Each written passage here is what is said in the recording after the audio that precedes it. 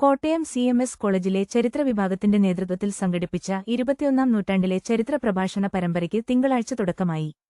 റവ doctor Shiju Samuel നയിച്ച പ്രാർത്ഥനാഗാനത്തോടെയാണ് പരിപാടികൾക്ക് തുടക്കം കുറിച്ചത്. ചടങ്ങിൽ ചരിത്രവിഭാഗം മേധാവി ഡോക്ടർ സുമി മേരി തോമസ് സ്വാഗതം ആശംസിച്ചു.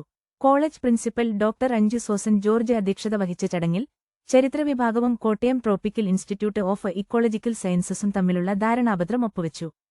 തുടർന്ന് നടന്ന മുഖ്യപ്രഭാഷണത്തിൽ ട്രോപ്പിക്കൽ ഇൻസ്റ്റിറ്റ്യൂട്ടിലെ പരിസ്ഥിതി ചരിത്രവും ആന്ത്രോപോസീൻ പഠനവിഭാഗവും മേധാവിയായ ഡോക്ടർ സെബാസ്റ്റ്യൻ ജോസഫ് സംസാരിച്ചു. Breathing a toxic modernity, the violence of speed in the anthropocene എന്ന വിഷയത്തിലായിരുന്നു പ്രഭാഷണം.